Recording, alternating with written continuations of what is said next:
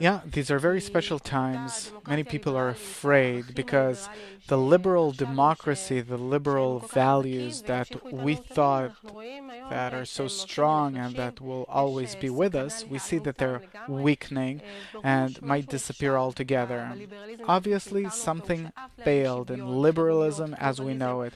It wanted to introduce equality, pluralism, freedom, but our societies are only deteriorating.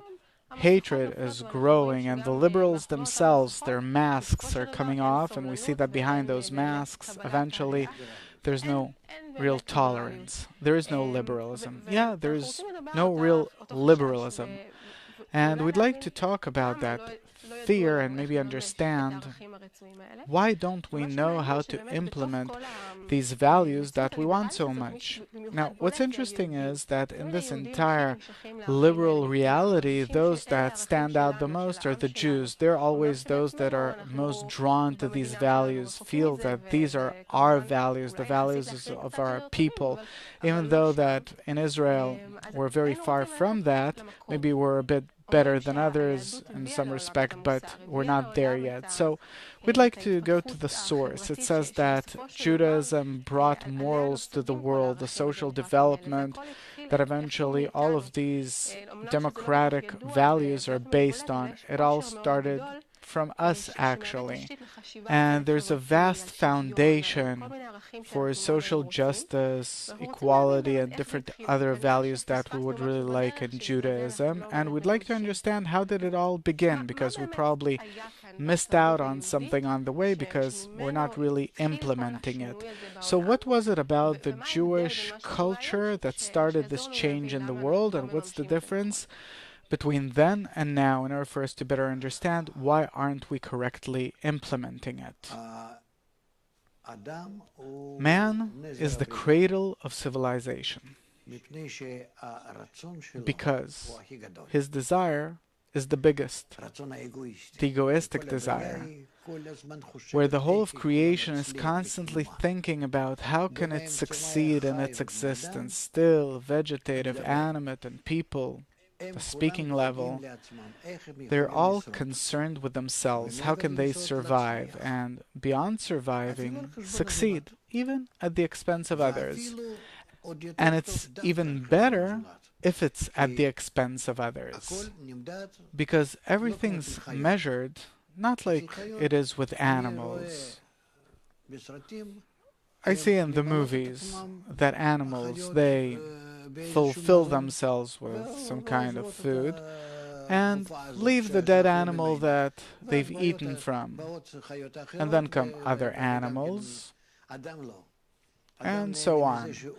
It's not so with man. A man enjoys acquiring something that it is his and he doesn't want to share it with others. Our ego is the most developed ego, and therefore we measure our success compared with some other success. If in the forest next to me there is a wolf and he's more successful than I am in my forest, even though that I have everything, I can't sleep quietly. I arrange other friends and wolves, and we find him and we kill him. Why? Animals don't have such a thing at all. They don't have this kind of thought, this urge, motivation. We do. Meaning a man is the worst kind of animal, and this is how we live to this day. 6,000 years ago, almost 6,000, 5,777 years ago, one of the researchers of nature called Adam discovered that man is a special creature by having the possibility, because he's more special than the still vegetative and animate nature, and he has a bad attitude towards others, because animals don't have a bad attitude towards others, that one wants to eat the other. It doesn't want to harm the other animal, but just to eat. A person, even if he doesn't want to eat the other, he wants to harm him. meaning humanity has a completely different motivation for their existence, to exist in order to dominate. Animals don't. And therefore, among animals, everything is determined according to the laws of nature, and man is above the laws of nature and is also constantly developing. Someone who has 100 wants 200, and so on. Meaning his ego, his will to receive, is constantly growing, and therefore, as it says, a man dies without achieving half of what he wants. We know this about ourselves, and also we saw it on all previous generations. The question is different. That Adam, that person who 6,000 years ago discovered, what did he discover?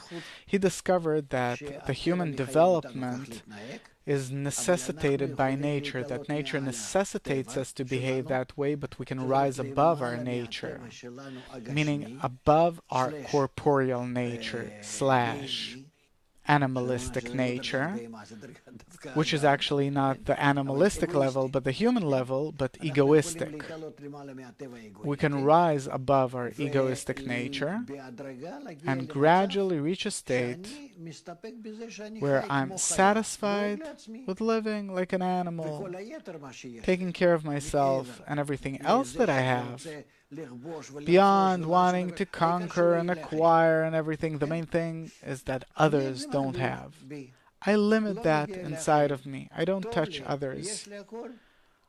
I'm okay. I have everything I need. That's it. I don't care. I don't need newspapers and the media and everything, so that everything will stimulate me.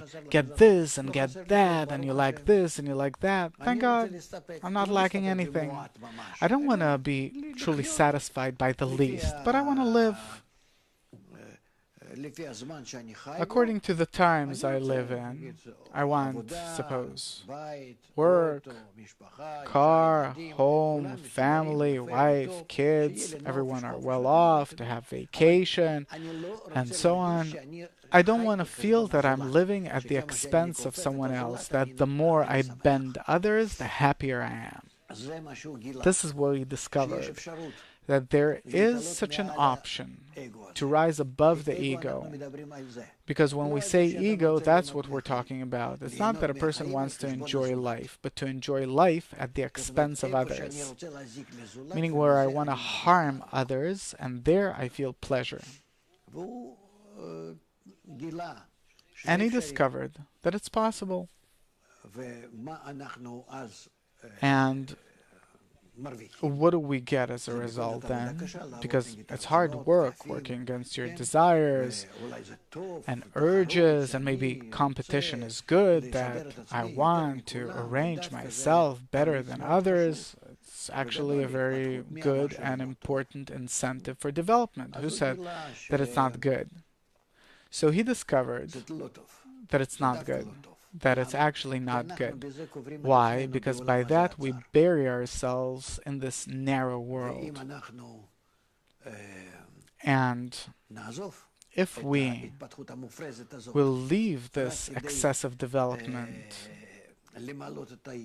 which is only in order to fulfill this additional evil inclination, then instead of trying to rise above it, I actually achieve my next degree of development above the human level of this world.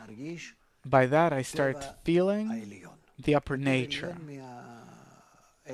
a nature which is higher than this ego. As much as my ego is burning inside me to hate others, and as much as I'm going to overcome hate for others, rise above it, correspondingly I discover the good force that exists in nature that was hidden from me, that actually my hatred towards others hid that force from me, and then I can discover it and live in it, live in that good force. How is it good? Like I said, that because we hate others, we bury ourselves in this world because I'm constantly thinking about how will I not let him grow? How will I not let him succeed? How do I make more than he does? How do I really prick his eyes that I have something that he doesn't, and so on? So instead of that, I start acquiring a different nature of connection with others. And by connection with others, I acquire what the others have, specifically. Not the materialistic things that the other has, but his approach, his perspective, his development. I as if see the world through him, besides what I see. And then I add to myself such qualities, developmental qualities, that I can never have. By this kind of attitude towards others, I acquire, how to put this, by this kind of attitude towards others, I acquire the force of good. I discover the force of good that exists in nature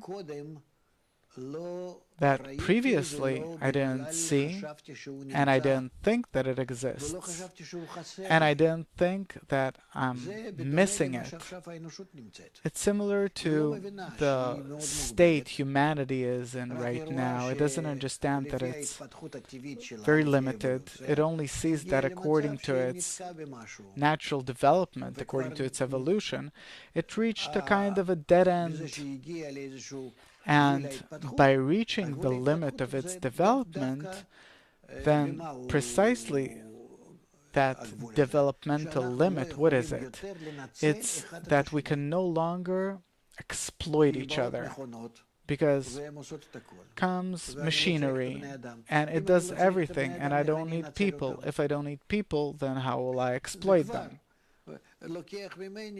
That already takes away my possibility of using my ego. How will I use my ego? In order to bend others, for them to work for me, and I benefit and I enjoy that the other works under me. But no, they're machines. Previously, I needed someone to clean and do my laundry and this and that. No, today, one machine, you get everything. Yesterday, I visited someone, a very respectable person.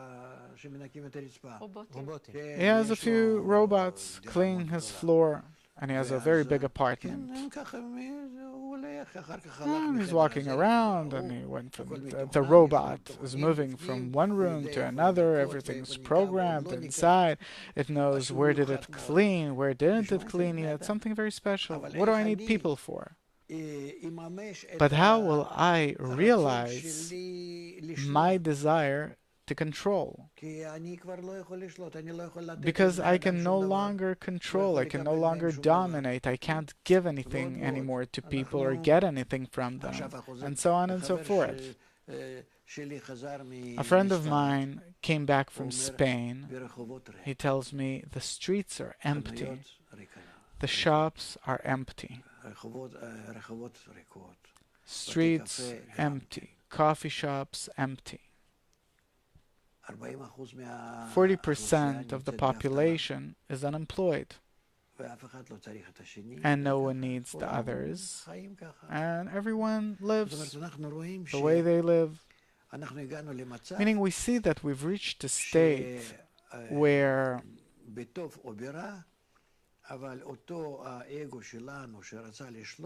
by good or by bad, but our ego that wanted to control others is becoming dysfunctional.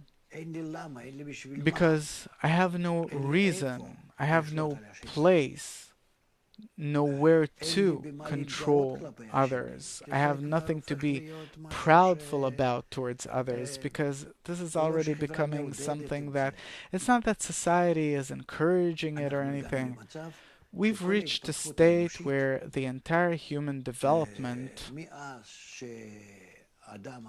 since Adam discovered this, and to this day it's reaching its end because money is disappearing. And what's its equivalent? We no longer know what to do in such a society where we don't have to work. We can provide all of us with our needs, and then what? How will we relate to a person that he'll be less than I am, more than I am, exploit him somehow? We don't see. There's still elites, and of course, all these different levels exist, but it's all somehow losing its value. And therefore, that force of our development, the egoism, the hatred towards others, the desire to exploit others, it still exists, but it's already taking on new forms.